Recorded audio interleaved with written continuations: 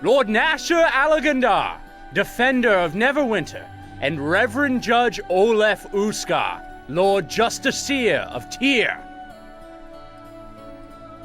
Bring in the accused.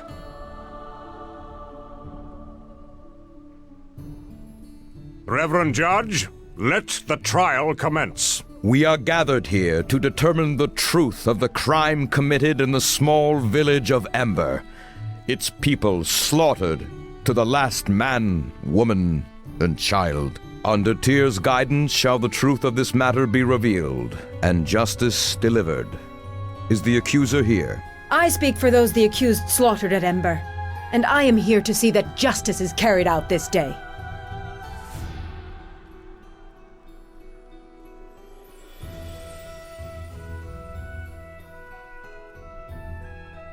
And is the accused here?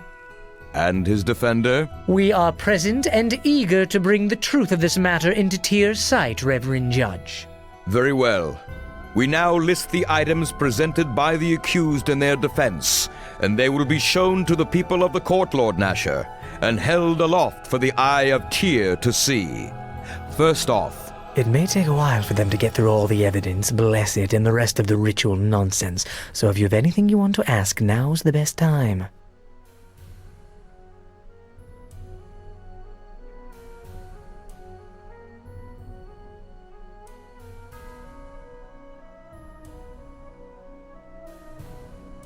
Well, skipping this trial is not an option, but if you are determined to make this proceed as quickly as possible, you may either denounce this trial publicly, which will act in Torio's favor, or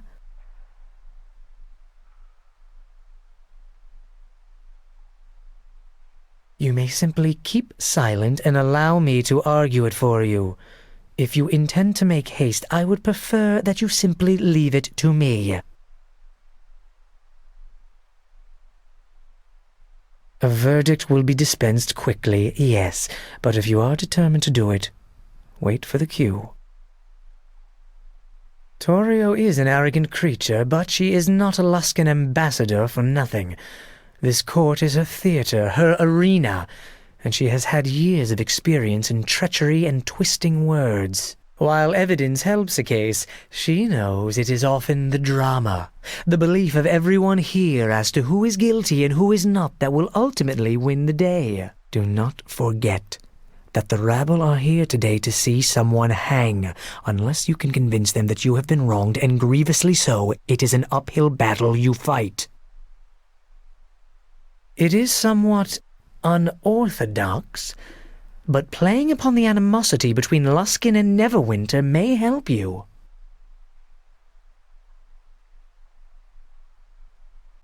But that will only go so far, and may even help Torio in convincing the court that your actions may have been an attempt to start another war, which no one in Neverwinter wants. I cannot give you a clear strategy, but remember that trading diplomatic words with Torio will be difficult. Do not resort to such a duel unless you feel you can absolutely win. And do not threaten her or try to bluff her unless you are equally certain. If you fail, you are bound for the gallows for certain. Well, I'm glad someone does. I occasionally have a good idea, you know. Oh, well, you're welcome. But really, no thanks needed. I assure you, this is a labor of love, and I relish the thought of seeing Luskan lose face, and possibly Torio losing her head. Come, let us deliver some humiliations, one arrow at a time. It looks like they have finished dispensing the evidence. Then that is the evidence before us. Perfect. Look at their faces. Torio's got quite a task ahead of her. That little harpy. Let's see her fly out of this little trap. The accuser, Ambassador Torio Claven of Luskan, may now call witnesses to the stand. These pieces of evidence, if that is what they truly are, can easily be explained away. It may seem extensive, but our witnesses will tell a different story.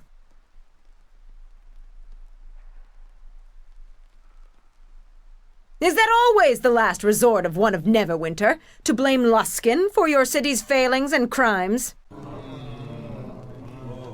I would not forget you are a guest of this city, Ambassador, and your voice is Luskin's while you are here. So I would keep a civil tongue in this court. Of course, my lord. Forgive me, I meant no disrespect. Another witness, yes, and a most important one, Reverend Judge. Unknown to many, the people of Ember were not slaughtered to the last woman and child.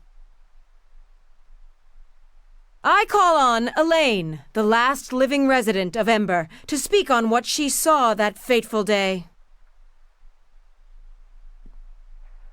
Elaine, thank you for coming here. I know how difficult it must be, but you realize that you are the only voice of Ember that survived that terrible tragedy. Now, please tell the court what you saw. I saw the accused. They're at Ember. He killed them all. Elaine, no. Look, when you get the chance, ask her if I would ever travel with someone who would do that, and where we were when it occurred. This isn't good. We need to change the course of the river streaming from her eyes, or we're all going to hang.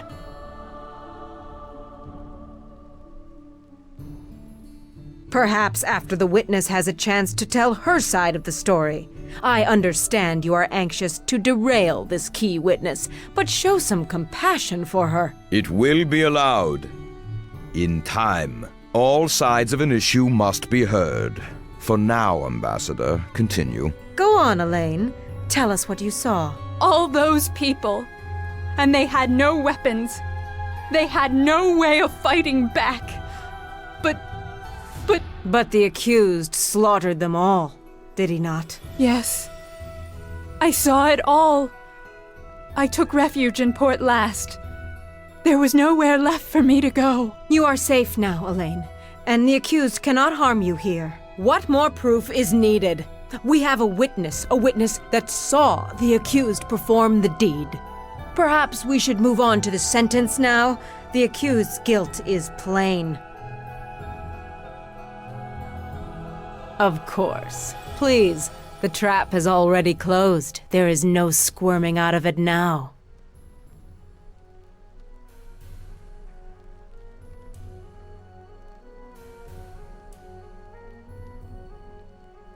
You know I do. You brought her to Port Last. Yes, I know her well, as a matter of fact. She stopped in Ember during trade season. Not once, but many times.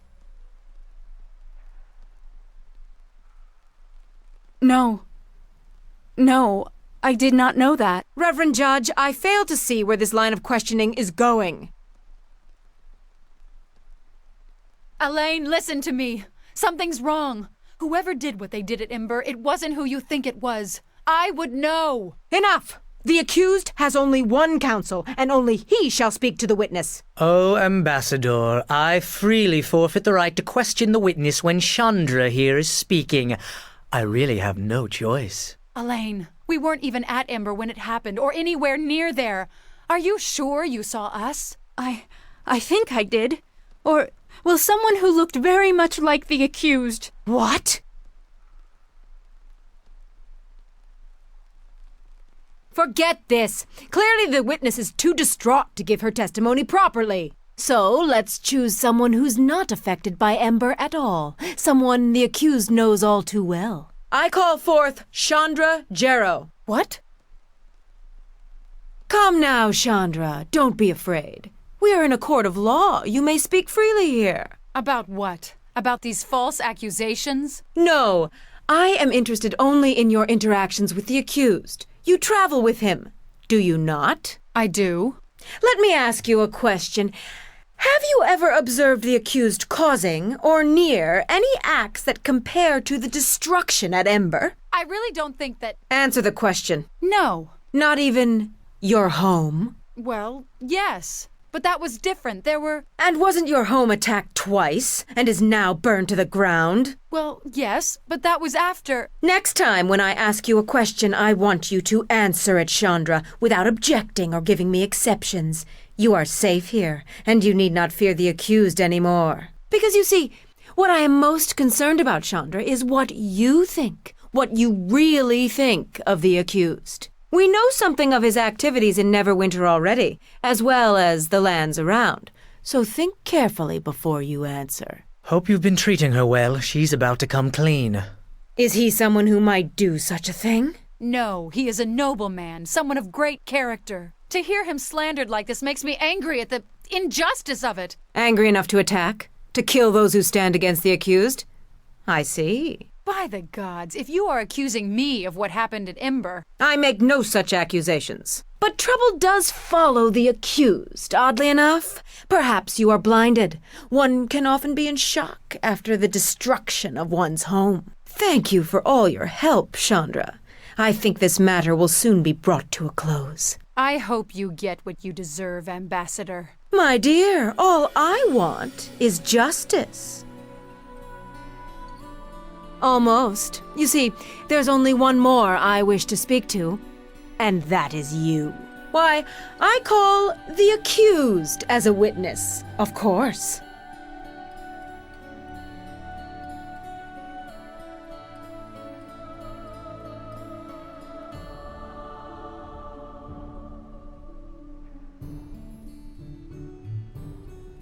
You refuse to defend yourself? Or are you concerned that your own words will confirm what we already know?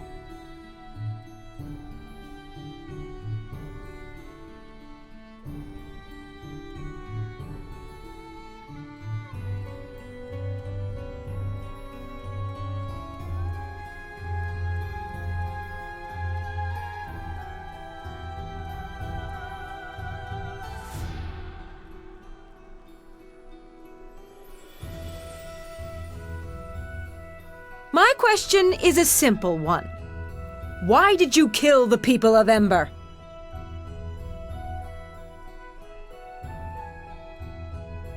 That is what I asked, yes. What is this tale?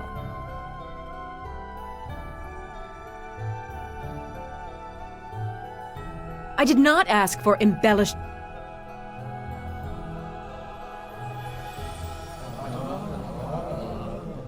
Oh my, this is good. Reverend Judge, I have heard...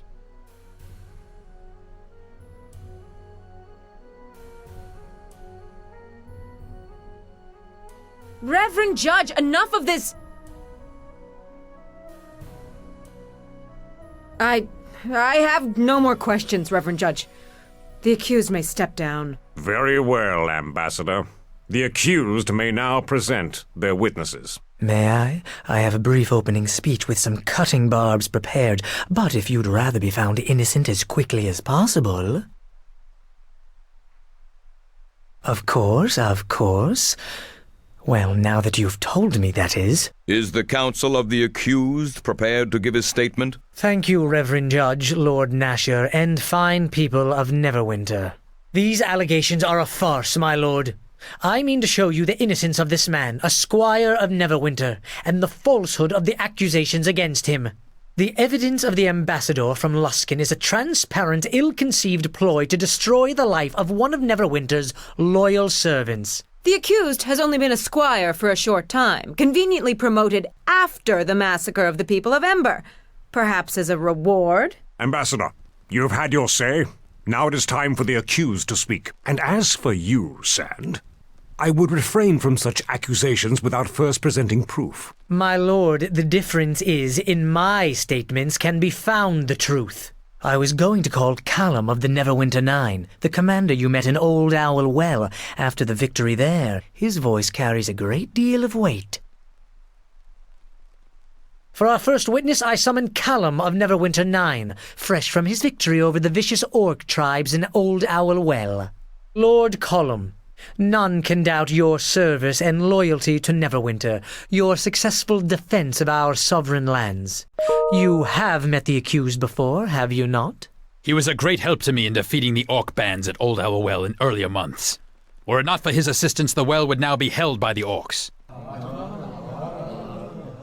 The soldiers of Neverwinter and the realm itself owe a deep debt of gratitude to him, and it is a travesty that these foul charges have been levied against him. Thank you, Lord Column. We are ever grateful to hear the words of one of the nine. Lord Callum, I have heard you express that the charges in this court are a travesty, and that they are unwarranted. That is true. I feel the charges are unfounded. Is it because they are given by Luskan? Luskan has much to gain by casting down heroes of Neverwinter.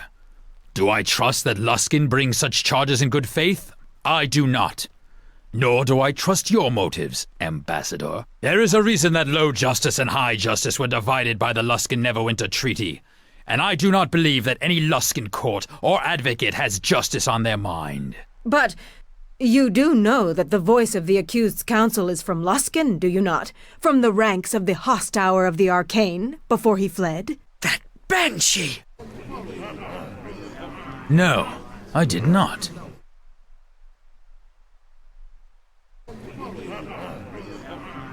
I agree. This matter concerns Ember, and whether the accused, who has sacrificed for Neverwinter on many occasions, merits such accusations. The origin of such charges or slander on the counsel of the accused has no bearing on the crime itself. I misspoke, but your behavior here, Ambassador, only grants support to my words. If there's nothing else, I think we've all wasted enough time here. I thank Lord Callum for his time, Reverend Judge. My questions have been answered to my satisfaction. I see Naya, the herbalist we helped in port last. I was thinking about bringing her to the stand. She could be good for our defense. The accused calls Naya, resident of Port Last. Naya, you encountered the accused in Port Last, did you not? That's correct. I remember the accused well. And well met to you. It is good to see your face again. Could you tell us what happened? I have been at Port Last for the past season to help fortify the town's defense. Though my duties occupied all of my time, I was concerned about the unburied bodies in Ember. I knew from a former acquaintance, a follower of Kelimvor, that after dying such violent deaths, it was possible they could arise as undead. But I could not see to them and could not convince anyone to help until the good squire came.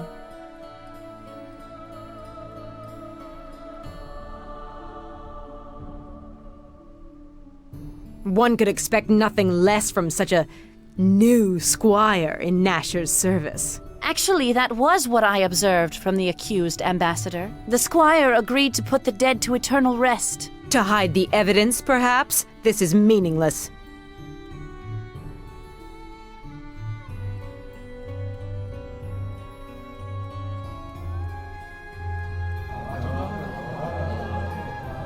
Words may take root with those with dirt between their ears, but they will not make the crime of Ember vanish, I assure you. Now, are you done attempting to hold off a verdict? Or are you ready at last to face justice? No, at least one more witness, I think, and we shall close the curtain on this stage. Unknown to all, there was another survivor of the Ember Massacre.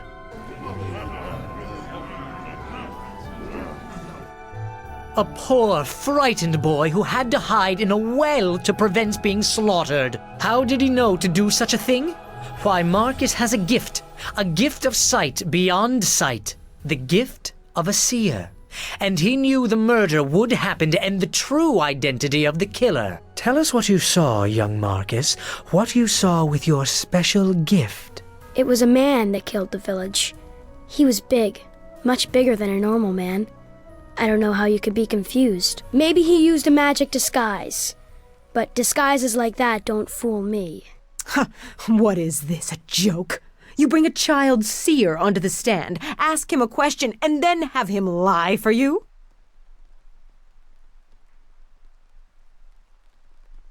Of course I do. If he has the power of a seer, then let us test it. Marcus, what do I hold in my left hand? Your left hand holds an iron ring. The ring of Garius, the master of the fifth tower. You hold it tightly, as if afraid it will fly from you. Every time you touch the ring, you see how angry he becomes when one fails him, and you fear his ambition. It is a ring that is more of a chain than a piece of jewelry. And even more so, the ring reminds you of... Enough! No more questions. It is a ring, nothing more. But the boy guessed correctly. A parlor trick, surely. But the rest is lies, of that be assured. No more questions, Reverend Judge. Then I shall call our next witness. Chandra, please come forward. Sand. No! All right. You've got a good point. Go on, Sand. Ask your questions. Chandra, you know the accused. You have travelled with him, have you not? I have. And this crime of which he is accused?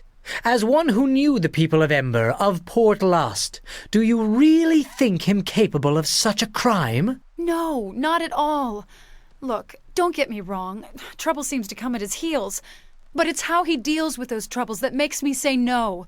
He keeps trying to make things right, even when things are at their worst. And it's really hard not to admire that, and stick by it, no matter what. I think that says it all, Chandra. Thank you.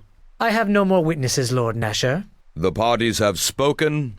Now all that remains is judgment to be passed. Lord Nasher. I expect Lord Nasher has already come to the correct decision. I certainly hope so. It's evident this was a conspiracy to frame a loyal squire of Neverwinter as a criminal of the worst sort. Silence, Sand. I have heard enough from you, and from you, Torio. And it is enough for me to reach a decision. The case before me was a difficult one. But it seems we now know the identity of Ember's attackers. Naval, I want the ambassador, her retinue, and any remaining members of the Arcane Brotherhood of Luskan outside the city gates by nightfall. What? This is no verdict. To think the Brotherhood truly responsible. You brought this case before me. Now you debate my verdict?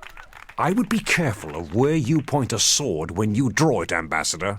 And remind your masters in Luskan of that as well. I think we've wasted enough time on this. Justice has been done, and... I claim the right of trial by combat. Ambassador, I am tired of your games, and I will indulge you no longer. In a matter of such importance, you would deny me my sacred right of appeal? Can Lord Nasher do that, Reverend Judge? Can he put himself above our god tier in this matter? He cannot. The ambassador from Luskan is entitled to an appeal as she describes.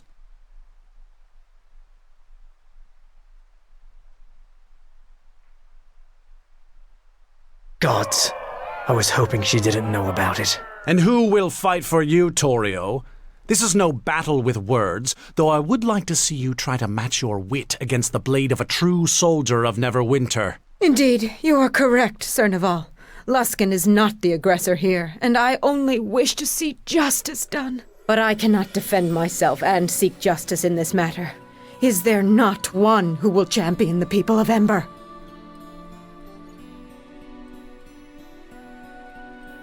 I will.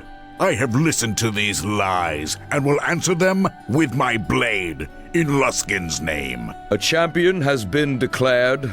Both the defender and the accused are required by law to report to the Temple of Justice in Neverwinter, to undergo the rite of tear, to cleanse themselves in a night of prayer and vigilance. The following morning, the champions shall meet in combat so that justice may be decided. So be it. After the rite is observed, the trial shall be held in the morning upon the tourney grounds. Arm yourself and be ready, Squire, or choose a champion to fight for you. Because, by the gods, we have not come all this way for justice to be denied in this final hour. So, it seems this will be decided with blood. If that is what it takes to win the day, then that is what we must do. When you are prepared, go to the Hall of Justice and speak with Prior Ham to start the rite of tear.